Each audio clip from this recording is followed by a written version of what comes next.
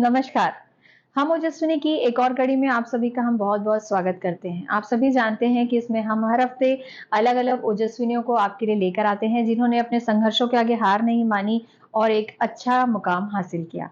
आज इसी बारे में बातचीत करने के लिए आज हमारे बीच उपस्थित है एक और ओजस्विनी सुषमा तिवारी मैडम।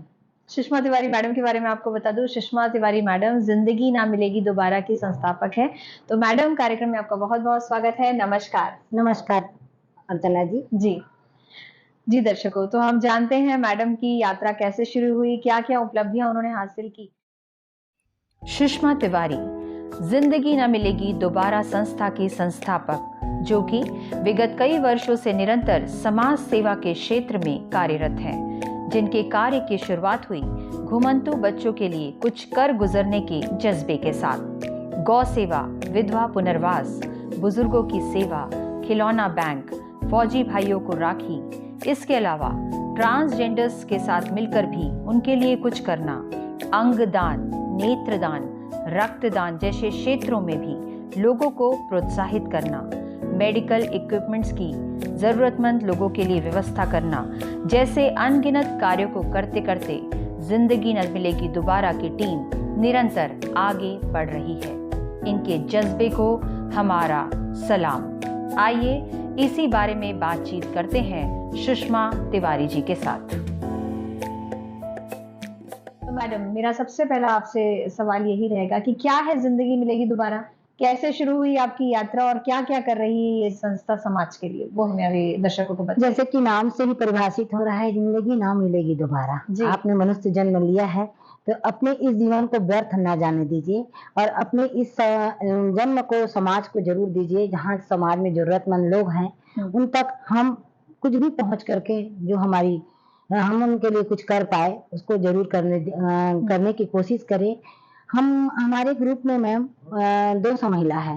हम लोगों ने 2004 से तो स्लम एरिया के बच्चे जो घुमंतु बच्चे थे, उन बच्चों को चिन्हित करके किसी प्राथमिक शाला में उनको पढ़ाने के लिए पहले प्रेरित करते थे।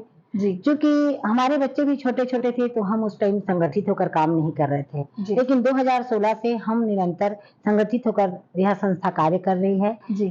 हमने 9 महिलाओं से यह संस्था को स्टार्ट किया था। आज हमारे पास 200 महिला है। क्या बात है मैडम।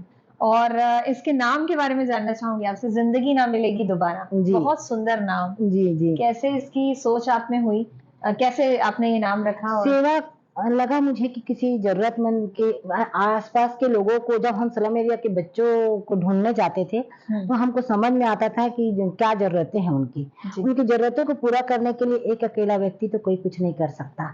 इसलिए मेरी खुद की कोशिश रही है, मैं उसकी संस्थापक अध्यक्ष हूँ, कि एक-एक महिलाओं को जोड़ने की मैंने कोशिश करके एक समूह बनाया, एक ग्रुप बनाया और ग्रुप बना करके उन महिलाओं को प्रेरित करने के काम किया कि आप अपने लिए थोड़ा-सा जी लीजिए, अपने अधिकार के लिए भी जानिए, अपने परिवार को भी समय दीजिए, उसके बाद आप समाज को ज़रूर समय दीजिए, क्योंकि आपको ईश्वर ने मनुष्य जन्म दिया है, तो आपको जन्म को यूँ व्यर्थ ना जाने दीजिए।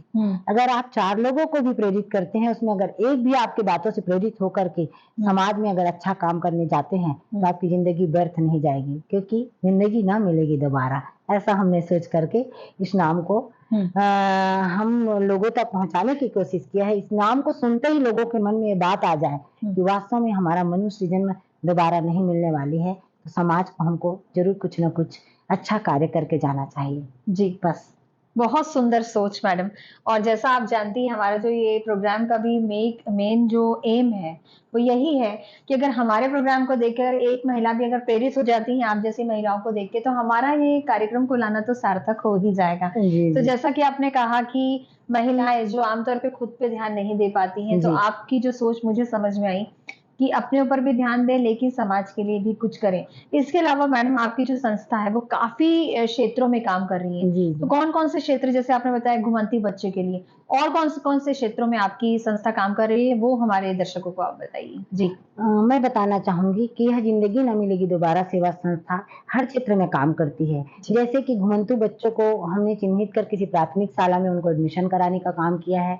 उसके बाद पर्यावरण के लिए भी हमने काफ़ी पेड़-पौधे लगाकर पर्यावरण में हम थैले बाँटे हैं, आप पॉलीथीन नो पॉलीथीन को बंद कर दीजिए करके। ठंड में जो सोए रहते हैं रैन बसेरे वाले, उनको जा कर के हमने कंबल ओढ़ा दिया। कि राखी में जो सुदूर क्षेत्र में, हमारे नक्सल क्षेत्र में जो फौजी भाई जो ड्यूटी करते हैं, उनके शुभकामनाओं के लिए हमने फल मिठाइयाँ भेजी। उसके बाद जो यहाँ यहाँ सुरक्षा बल में, एयर फोर्स में जो जवान भाई हैं, जो अपने घर से काफ़ी दूर हैं, इनको रक्षाबंधन में कोई उनकी बहनें राखी नहीं बाँध सकती, वहाँ जाकर भी हमने राखी बाँधकर उनके घर की कमी महसूस ना हो, हमने कोशिश की है। मेरी जानकारी में एक महिला आई, उनकी खुद की बच्ची थी 15 साल की, जो मंदबुद्धि थी। उसके साथ उसके पिता ने रेप किया था। वो कर ही रहा था, पता नहीं चल रहा था। और वहाँ माँ भी थोड़ी-सी बुद्धि कहीं न कहीं कम है, इस कारण उस माँ को जानते हुए भी वो अनजान बनती थी, क्योंकि उसके कोई घर नहीं थे। उसके पति बहुत अपराधी प्रवृत्ति के थे, अपनी माँ के घर में रहती थी। तो लगा मुझे कि मैं आवाज़ उठाऊँगी तो मुझे निकाल दिया जाएगा। लेकिन कहीं न कहीं उस बच्ची के कब तक का बुरा कर्म कोई छिपता, पता चला किसी को सड़क पे पता चला। ये जानकारी मिली थी कि वह बच्ची के साथ में उसके पिता ड्रिंक करता था, गांजा पीता था, तो वो ऑटो वालों को थोड़े-थोड़े से ड्रिंक और गांजा के चलते उस बच्ची को परस देता था वो। तो कहीं से पता चली पुलिस को, तो उस बच्ची को पुलिस उठा के ले गई और उसकी जानकारी ली, उनके बारे में पता चला। फिर जब पता चला तो उसके पिता को जेल हो गई। फिर लोक लाज के डर में उस महिला को उसकी खुद के माँ ने अपने घर से बाहर निकाल दिया, 5 बच्चों को। तो वो रायपुर शहर के चंगोरा भाठा एरिया में रहती थी। तो वो महिला को अपने जीवन यापन के लिए कुछ तो करना होता था। वह घरों में बर्तन पोछा करने जाती थी, तो उसके पीछे बच्चे भीख मांगने लगते हैं। मुझे जानकारी मिली तो उस महिला को पहले मैंने अपने घर पे बुलाया और अपने घर में काम के लिए कपड़े धोने के बहाने से उसको रखा और अपने कॉलोनी में ला करके चंगोरा भाठा, चूँकि स्लम एरिया, काफ़ी अंदर स्लम एरिया में बच्चे रहते थे और माँ सोसाइटी में काम करने आती थी, तो उन बच्चों की देख-रेख कैसे होता? तो अपने कॉलोनी के पीछे एक स्लम एरिया में उसको घर दिलवाया। लेकिन वो बच्चे चूँकि पिता था ही नहीं, माँ काम में निकल रही है, उद्दंड हो चुके थे। आस-पास के घरों में बच्चों से लोगों को परेशानी होने लगी, क्योंकि बच्चे भीख माँगते थे बाहर जाकर के, फल वाले, सब्जी वाले से। तो उसका घर मालिक ने उसको 19 दिन में ही निकालने की नोटिस दिया और 19 दिन में रूम खाली करके कहाँ जाती? कौन एक अकेली महिला 5-5 बच्चों के साथ कोई किराया देता? एक बच्ची उसकी मेडिकल ट्रीटमेंट चल रहा था, 4 बच्चे थे उसमें, तो 4 में से 13 साल की बच्ची भी मंदबुद्धि की थी और जो छोटे-छोटे बच्चे थे वो भी उत्पाती थे बहुत। तो मुझे बहुत उनके किराएदार घर मालिक से मैंने रिक्वेस्ट किया, फिर भी नहीं माना, तो मैंने छिप करके उनका वीडियो बनाया, क्योंकि घर मालिक बच्चों को बहुत मारते थे कि तुम लोग, मैं इनको मारूँ तो घर से निकले। यह सारी जानकारी मैं बाल आश्रम कचेरी चौक में एक दुबे जी हैं, उनसे मेरी परिचय थी। उनको मैं बोली कि सर मैं आपका एडमिशन दिलाना चाहती हूँ, हमारी संस्था के संतोष साहू जी के सौजन्य से उनसे मेरी बात हुई थी। जब वहाँ गई तो सारे बोले मैडम जिनके पेरेंट्स होते हैं उनको बाल आश्रम नहीं रखते, क्योंकि उनकी माँ थी। माता और पिता जहाँ नहीं रहते उन बच्चों को अनाथालय में रखा जाता है। लेकिन यहाँ पे कंडीशन मैंने बताया, सारी चीज़ें की जानकारी दी, वीडियो बनाया हुआ उनके रोते हुए, तड़पते हुए, तब यहाँ पे अपने दया भाव के नाम से दुबे जी ने प्रयास करके बिल्कुल नियम के तहत 2 बच्चों को बाल आश्रम कचहरी चौक में, लड़कों को और बच्ची को दिव्यांग केंद्र में एडमिशन करवाया। फिर उस महिला को मैंने काम दे करके, क्योंकि उसकी एक बच्ची 14 साल की थी, वो भी बड़ी हो रही थी, बिगड़ने का उसका चांस था, स्कूल जा नहीं रही थी, वो गली-गली भटकने लगी थी, तो उसकी नानी के घर में 4 बाई 6 के 1000 रुपया किराया में माँ और बेटी को मैंने रखवाया है।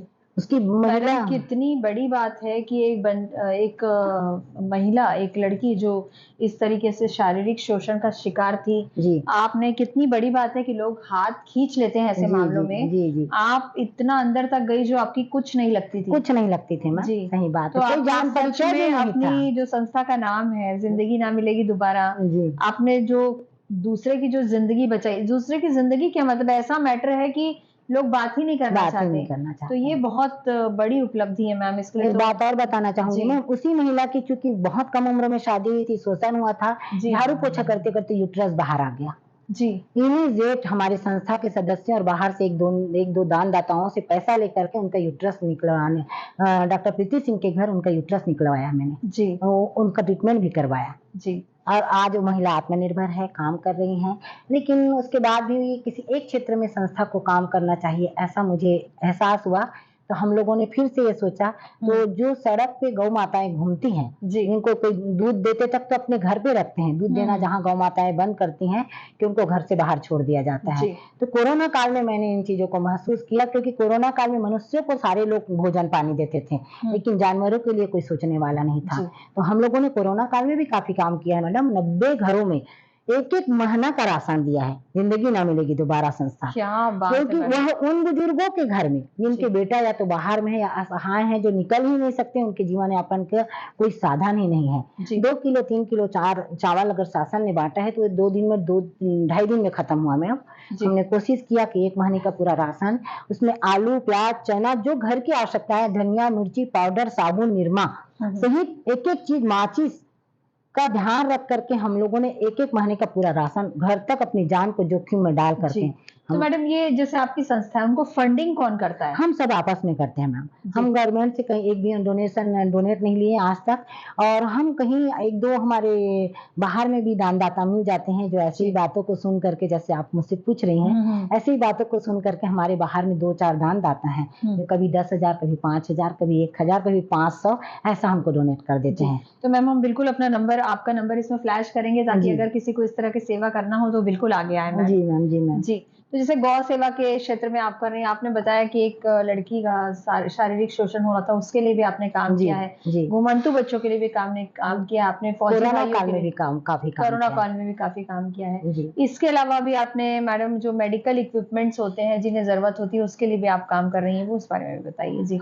मैम, अभी लगातार हम 1 जनवरी से गौ सेवा में लगे हुए हैं। हमें लगा गौ सेवा में लोग हमारी बातों को सुन रहे हैं, महत्व दे रहे हैं। मैडम मैं उसके पहले बारे में 2 मिनट बताना चाहूंगी। बिल्कुल बताइए। हम अपने ग्रुप के जो महिलाएं हैं, उनको बोलते हैं अपने महीना में 20 रुपया मुझे दीजिए, अधिक पैसा ना दीजिए, क्योंकि आप भी मिडिल क्लास फैमिली से हो, मैं अधिक पैसा मांगूंगी तो कोई मुझसे जुड़ेगा नहीं। तो 20 रुपया मैं गौ सेवा का लेती हूँ। और आपके किसी के जन्मदिन हो, वैवाहिक वर्षगांठ हो, तो उस दिन विशेष अगर एक केक काटती हैं तो एक केक के रेट का ही पैसा मुझे दे दीजिए, उसमें गौ चारा कराऊंगी। मतलब मासिक सिर्फ 20 रुपए आप लेती हैं? 20 रुपया गौ चारा के लिए। तो जब वो उसका रिस्पांस अच्छा आने लगा, 1 जनवरी से हमने स्टार्ट किया है, तो हम लोगों ने सोचा कि अब हम किसी जरूरतमंद के लिए मेडिकल, इतने कम अमाउंट में कैसे कर लेती? 20 रुपए तो कोई बड़ी बात नहीं। 200 महिला है मैम, अगर 20-20 रुपया भी दे रहे हैं तो काफी पैसे हो जाते हैं। उसके अलावा किसी के जन्मदिन हो, किसी के वैवाहिक वर्षगांठ हो, और किसी के परिजनों की मृत आत्मा की शांति के लिए कोई 500 दे दिया, कोई 1100 दिया, तो पैसे आ जाते हैं, गौचारा हो जाता है। जो चमक आ रही है 500-1100 बोल के आपके,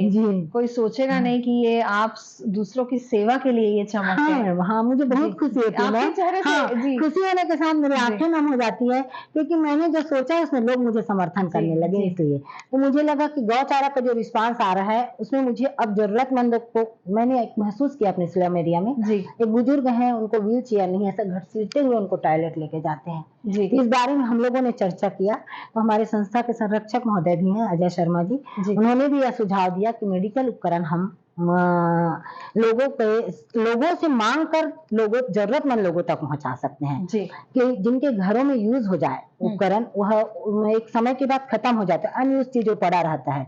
एक तो वास्तु के हिसाब से भी जिन चीजों की जरूरत नहीं उसको घर में नहीं रखना चाहिए, और दूसरे हम उनसे दान लेकर दान दे रहे हैं मैम, ताकि हम किसी जरूरतमंद को उनकी जरूरत पूरी कर सके। तो 4 दिन पहले पितृपक्ष में ही अपने परिजनों के स्मृति में अगर कोई चीज देना चाहते हैं तो उनको हम अपील किए हैं। तो अभी भी मैं अपील करना चाहूंगी आपके माध्यम से कि अगर आपके इस पितृ मोक्ष का एक ऐसा 15 दिन का पखवाड़ा होता है, जिसमें हम अपने बुजुर्गों को याद करते हैं, उनके परिजनों को याद करते हैं।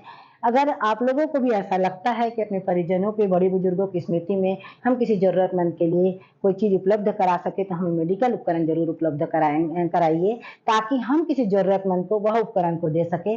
हमारी यह आप लोगों से अपील है, समाज से अपील है, कि आपके घर में भी जो उपयोग कर चुके हैं उन उपकरणों को भी आप घर में ना रखकर किसी जरूरतमंद को दीजिए, क्योंकि आपने भी मनुष्य जन्म लिया है, तो उस मनुष्य जन्म को सार्थक करते हुए आप हमारे इस सहयोग में, अपील में सहयोग करिए, क्योंकि जिंदगी ना मिलेगी दोबारा। क्या बात है। अभी 4 दिन में काफी रिस्पांस आया मैम। जी, तो हम तो यही उम्मीद करेंगे, और दर्शकों से भी मैं कहूंगी कि इतना नेक काम है, और जो मैडम की एक जो उन्होंने चालू किया है गौ सेवा के लिए 20 रुपए प्रति मासिक लेना, बहुत ही छोटा-सा अमाउंट है, हम बच्चों के चिप्स, कुरकुरे जैसी नॉर्मल चीज़ों में खर्चा कर देते हैं, तो उससे भी जुड़िए, ये मैं भी आप लोगों को अपील करूँगी इस कार्यक्रम के माध्यम से अगर हम मैम के लिए कुछ कर सकें और हम मैम के लिए क्या मतलब मैम जो समाज के लिए कर रही हैं और एक माध्यम बनी है हमें ये सेवा देने का, तो मैं ज़रूर दर्शकों आपको कहना चाहूँगी अगर आप इस मुहिम से जुड़ना चाहें तो मैडम के कॉन्टैक्ट नंबर हम फ्लैश करेंगे। आप बिल्कुल उनसे कॉन्टैक्ट कीजिए और इस सेवा में भागीदारी बिल्कुल दिखाइए। जी मैडम। इसके अलावा क्योंकि आप जैसा जानते हैं ये कार्यक्रम हमारा पूरा महिलाओं को समर्पित है, महिलाओं के लिए है कि आपकी जैसी महिलाएँ प्रेरित करें और भी महिलाओं को क्योंकि महिलाओं में बहुत पोटेंशियल होता है लेकिन उन्हें वो एक चिंगारी की ज़रूरत पड़ती है जिसे देख के वो एक ज्वाला या ओजस्विनी जो हमारे कार्यक्रम का नाम है वो बन सके। तो हमें जैसा आपके बारे में हमने पढ़ा भी है कि आप भी एक साधारण गृहिणी थी जी, जी। और दर्शकों को तो शायद इतना पता नहीं होगा, लेकिन मैंने मैडम का काम देखा है दर्शकों, अभी एक बड़े स्तर पे मैडम काम कर रही हैं और बहुत सारी चीज़ों से जुड़ी हुई हैं। तो मैडम सबसे पहले आप एक साधारण गृहिणी थी, तो वो एक साधारण गृहिणी का जो आम जीवन आप जी रही थी, उससे ये समाज सेवा की भावना और जो इतने बड़े-बड़े काम कर रही हैं आप, ज़मीन से जुड़ी हुई दिख रही हैं, लेकिन जैसा मैं मानती हूँ कि मैडम आसमानों तक जुड़ी हुई हैं। तो मैडम ये यात्रा कैसे शुरू हुई? कैसे वो ख़्याल आया कि अब लोगों के लिए कुछ करना है? कहाँ से वो चिंगारी मिली जो आज आप एक ओजस्विनी के रूप में हमारे साथ बैठी हैं? जी मैम, ज़रूर जी, मैं बताना चाहूँगी। जी।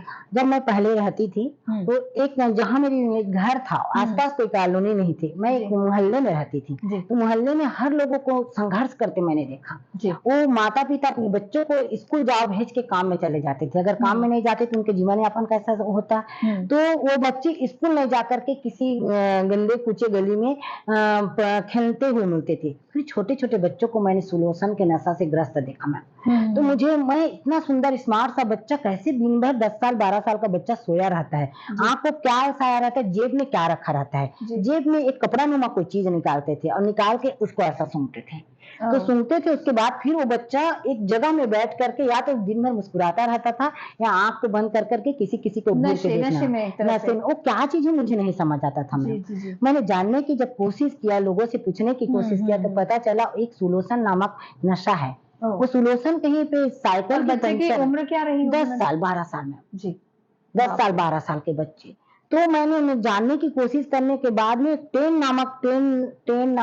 नंबर की गोली 10 नाम बोलते थे। वो किसी पास के दुकानों में वो गोलियाँ मिलती थी। जी। फिर मैं बच्चे के माता-पिता तो काम में चले जाते थे और मैं हुँ, एक अंधे में काना राजा, मैं पढ़ी लिखी एलएलबी की वहाँ महिला रहती थी। एलएलबी की हाँ है जी, मैडम जी आपने। मैम। जी, तो मुझे लगता था कि मैं इनके पेरेंट्स को बताऊँ। फिर उनके पेरेंट्स को बताना स्टार्ट किया कि आप लोग अपने बच्चे को ध्यान दीजिए। क्या जी, करता है आपका बच्चा? स्कूल नहीं जाता है, पास की प्राथमिक शाला स्कूल से भाग के आ जाते हैं। स्कूल जाते नहीं हैं और जाने के बाद क्या सूंघते हैं, वो क्या कपड़ा रखा रहता है वो, जो जेब से निकालता है और नाक से सूंघता है उसको पता करिए।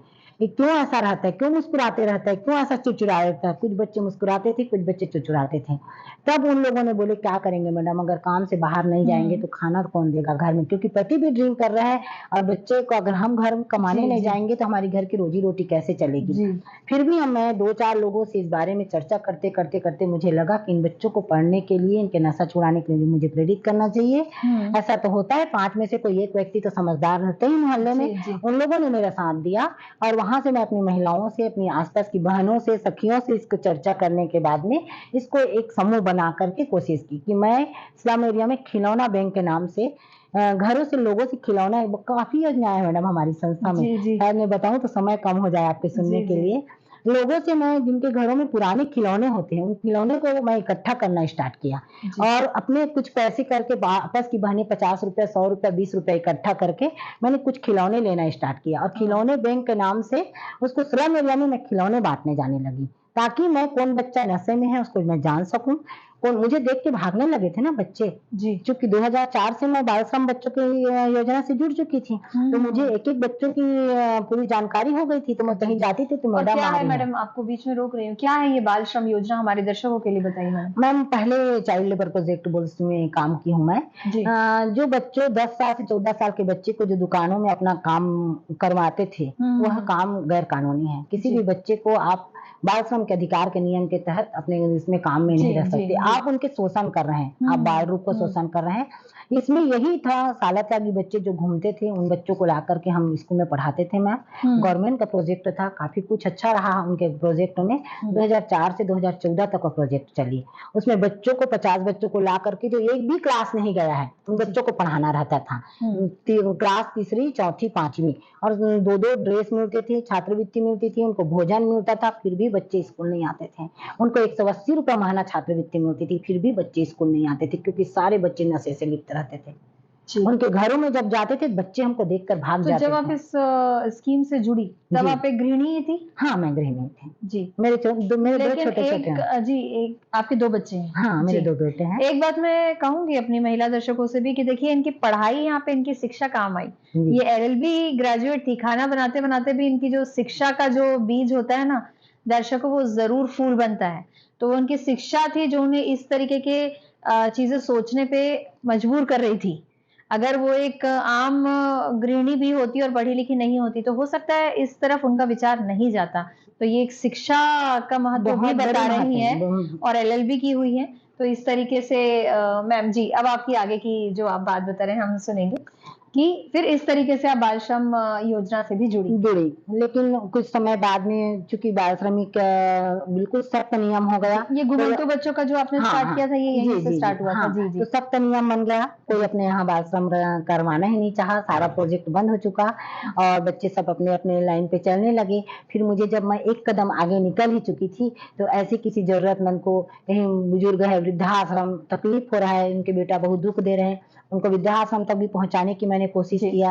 और धीरे-धीरे कर के मैं ऐसा कोशिश करते गई कि मैं अगर एक काम भी किसी को ले कर सकूँ, जैसे मेरे साथ 50 महिला हैं, 50 महिलाओं को लेकर मैं वृद्धाश्रम जाती हूँ। तो वृद्धाश्रम में जिन बुजुर्गों की तकलीफ है, जिनके 4-4 बेटे होते हुए उनकी माँ वृद्धाश्रम में है। एक वृद्धाश्रम में गई थी मैम, नाम बताना नहीं चाहूँगी, रजिस्ट्रार थे, उनके हस्बैंड खत्म हो गए, 4 बच्चे, 2 सेकंड क्लास ऑफिसर है और एक प्राइवेट नौकरी में है, वह माँ वृद्धाश्रम में है। क्यों है? इसके बारे में मैंने उनसे बात करके जानने की कोशिश की। उनकी परिस्थितियों को जानने के बाद मेरे साथ गई हुई महिलाएँ फूट-फूट के रोने लगीं। अगर मेरे साथ 15 महिला भी गई हैं, अगर 5 संकल्प करके आती हैं, कोई भी परिस्थितियाँ ऐसी हो कि मुझे मेरे अपने पेरेंट्स को, बुजुर्गों को वृद्धाश्रम जाना ना पड़े, तो मेरा वह कार्य सफल हो जाएगा। फिर मैं सतत इसमें काम करने लगी मैं। जी, इस तरीके से जो आपकी एक सोच थी, कहते हैं कि कुछ काम करने के पहले सोचना ज़रूरी है, आपने सोचा, आप एक-एक कदम बढ़ाती चली गई। मैडम, मन तो हो ही नहीं रहा है कि हम आपसे बातचीत बंद करें, लेकिन क्योंकि समय की अपनी एक सीमा निर्धारित है, मैं चाहूँगी उन महिलाओं के लिए आप कुछ कहें जो रुक जाती हैं, कभी बच्चों के परवरिश में रह जाती हैं, आगे नहीं बढ़ पाती। कैसी मैं उन महिलाओं को क्या कहना चाहेंगी आप कि कैसे आगे बढ़ें, कैसे एक स्टेप लें? कौन-सी वो चिंगारी दे दीजिए आप, हमारी ओजस्विनी बन के आप आई हैं। आज जो चिंगारी दीजिए, आपकी इस चिंगारी से ना जाने कितनी ओजस्विनियों का जन्म हो। बिल्कुल, तो बिल्कुल पहले तो मैं आपको धन्यवाद देना चाहूँगी अर्चना जी, क्योंकि उस चिंगारी को पैदा करने के लिए आपने मुझे एप्रिशिएट किया। मैं, जैसे आप हमारी संस्था की महिलाओं से कहती हूँ कि पहले आप अपने लिए जी लीजिए, अपने अधिकार को जानिए, आपने मनुष्य जन्म जो लिया है, उसको, आप एक गृहिणी हैं, अगर गृहिणी हैं तो गृहिणी होना ही बहुत बड़ी बात है। तो उसको जानिए, अपने परिवार को ज़रूर समय दीजिए, लेकिन अपने आप को भी समय दीजिए। अगर आप अपने आप को समय देंगी तो परिवार को समय दे पाएँगी, अगर परिवार सक्षम होगा तो समाज को समय दे पाएँगी। तो अपने बारे में, आप अपने आप को घर तक ही सीमित ना रखें। आप ज़रूर अपने लिए, अपने परिवार के लिए और अंत में समाज के लिए सोचेंगे, एक कदम ज़रूर बढ़ेंगे, क्योंकि ज़िंदगी ना मिलेगी दोबारा। नमस्कार। जी, मैडम, नमस्कार तो आपने किया, लेकिन आपकी जो योजनाएँ हैं, उनके बारे में संक्षिप्त में वो भी हमारे दर्शकों को बताइए कि ये योजनाएँ हैं और कैसे उससे दर्शक जुड़ सकते हैं? जी, अभी वर्तमान में मेडिकल उपकरण का हमने योजना स्टार्ट किया है। उसमें मैं सारी अपनी बहनों से भी व समाज से भी कहना चाहूँगी कि आप लोगों के आस-पास में कोई ज़रूरतमंद हो, जिनको मेडिकल उपकरण की ज़रूरत हो, व्हीलचेयर, वॉकर, जैसे चल नहीं पाते हो, खरीद नहीं पाते हो, उनकी परिस्थितियाँ ऐसी नहीं हो, उनको भी आप बताइए। हमारी संस्था तक मेरा नंबर आप ले लीजिएगा और उनको हम वह उपकरण उपलब्ध कराएँगे, उसमें आप जुड़िए। आप लोगों से भी अपील, दान करवाइए और दान दिलवाइए, दोनों में आपका सहयोग रहेगा। गौचारा जो कर रहे हैं निरंतर, जो घुमंतु गौ माताएँ हैं, सड़कों पे घूम रही हैं, उनके लिए हम खुले मैदानों पे हर रोज गौ सेवा कर रहे हैं। किसी के वैवाहिक वर्षगांठ पर, जन्मदिन पर कुछ विशेष चारा खिलाते हैं, लेकिन नियमित कुट्टी, चोकर और तिगरा फल्ला का हम गौ माताओं को चारा दे रहे हैं, उसमें भी आप जुड़ सकते हैं। हम स्लम एरिया के बच्चों के लिए खिलौना बैंक भी स्टार्ट किया है, और एक आदर्श परिवार, जो परिवार अपने माता पिता के साथ जो बेटा बहू सुखी से रहते हैं, उन परिवारों का भी सम्मान करती है संस्था हर महीना जा करके। ऐसे परिवारों को भी सूचना हमारी जिंदगी ना मिलेगी दोबारा तक जरूर पहुंचाइए, ताकि किसी भी माता पिता को वृद्धाश्रम जैसी जगहों में जाने की जरूरत ना पड़े। इतना ही आपसे अपील करना चाहूंगी। इसमें आप सभी का मैं सहयोग चाहूंगी। आपने मनुष्य जन्म लिया है, क्योंकि जिंदगी ना मिलेगी दोबारा। जी, ऐसा कोई क्षेत्र नहीं बचा है मैडम, जहां आपने काम नहीं किया है। एक साधारण महिला से आज आप बहुत लोगों के आप भगवान हैं, अगर जितना मैं जान पाई हूँ आपको। इंसान ही हूँ, भगवान नहीं है। और नहीं, नहीं। 200 महिलाएं मेरे साथ जुड़ी हुई हैं, वो भी सब ही सहजता जी। से सारा चीज को स्वीकार करती हैं। जी, एक्चुअली दर्शकों को तो उतना आपकी बॉन्डिंग नहीं पता है, लेकिन मैंने दर्शकों अभी हाल ही में मैम को जान पाई हूँ, और लेकिन मैंने जो इनकी बॉन्डिंग देखी है, इनके समाज सेवा का जो कार्य देखा है, काफ़ी सामाजिक संस्थाएँ देखी है मैंने, जो अपने नाम के लिए काम करती हैं, लेकिन सच में ये इसलिए काम करती है कि ज़िंदगी सच में दोबारा नहीं मिलती, और ये दूसरों को भी यही शिक्षा दे रहा है ये संस्था, और खुद भी इसी कॉन्सेप्ट पे काम कर रहा है। तो मैडम ने जो पॉलिसीज़ अपनी बताई है, आप बिल्कुल उस पे सहयोग मैं कीजिए। 1 मिनट और बताना चाह रही हूँ बिल्कुल, मैम। बिल्कुल मैडम जी। जो बॉडी डोनेट करके इस दुनिया से जा चुके हैं, जी। क्योंकि हमारी संस्था जिस आयोजन को आपने ज्वाइन किया था, वहाँ पे हमने 75 लोगों का सम्मान किया। जी। उन परिवारों का सम्मान जिनके परिवार में कोई व्यक्ति अपनी बॉडी को डोनेट करके जा चुका है। फॉर्म भरना आसान है, लेकिन डोनेट करना कठिन है। बिल्कुल। क्योंकि हमने फॉर्म भरा है, लेकिन मेरी मृत्यु हो जाती है, तो उस गमगीन समय परिवार वालों का जो जिम्मेदारी है, भूमिका है, वो महत्वपूर्ण है। जी। वो हम मेडिकल को सूचना दे करके तुरंत उस बॉडी को एक सुरक्षित जगह में पहुंचाते हैं। जी। तो जो बॉडी डोनेट करके इस दुनिया से जा चुके, उनके परिवार वालों का सम्मान संस्था निरंतर करते आ रही है, ताकि लोगों को प्रोत्साहित हो इससे, और भी लोग बॉडी डोनेट करें। और नेत्रदान करके जो जा चुके हैं, उनके परिवार वालों की निरंतर संस्था सम्मान करिए। 50 से अधिक बार रक्तदान देने वालों को भी यह संस्था कार्य कर रही है। मैम, आजकल छोटी मोटी चीजें सब दान करते हैं, लेकिन बॉडी डोनेट और आई डोनेट की बहुत समाज को जरूरत है, मेडिकल को जरूरत है। उसके लिए मैं लोगों को जरूर प्रोत्साहित करना चाहूंगी कि जितने से जितने अधिक से अधिक लोग बॉडी डोनेट कर सके, नेत्रदान कर सके, वो भी आप जरूर सहयोग करें। जी। मैडम, इतने सारे कार्यों को आप रूप देती जा रही हैं, तो सबसे पहले तो मेरा बहुत-बहुत धन्यवाद है आपको, और आपका नमस्कार है धन्यवाद। कि आप जैसी ओजस्विनी आज हमारे कार्यक्रम पे, हमारे बुलाने पे यहाँ आई, और हमें इतना सारा समय दिया, आपका जो बहुमूल्य समय था। तो मैं आपको बहुत-बहुत नमस्कार करती हूँ मैडम, और धन्यवाद। धन्यवाद मैम, मैं पुनः आपको धन्यवाद। नमस्कार करती हूँ। मुझे मंच दिया आपने, मुझे अप्रिशिएट करने के लिए बुलाया, इसके लिए आपको धन्यवाद है दिल जी। से। और दर्शकों, देखिए एक चिंगारी कैसे ओजस्विनी बनी। अगर आप में है कोई ऐसी बात, और आपको लगता है कि आप भी ऐसा कुछ कर सकती हैं, तो या कर रही हैं, तो आप हमें कॉन्टैक्ट कर सकती हैं हमारे ईमेल आईडी पे। आज के अंक के लिए बस इतना ही। उम्मीद करती हूँ आने वाले अंकों में और नई कहानियाँ और नई ओजस्विनियों को हम आपके लिए लेकर आएँगे। तब तक बने रहिए, जुड़े रहिए हमारे साथ। हमारे चैनल को लाइक, शेयर, सब्सक्राइब कीजिए, अगर आपको लगता है कि आप भी कुछ आगे करना चाह रही हैं, कर रही हैं। आने वाले अंकों में नए विषयों के साथ फिर से मुलाकात होगी। दीजिए हमें इजाज़त। नमस्कार।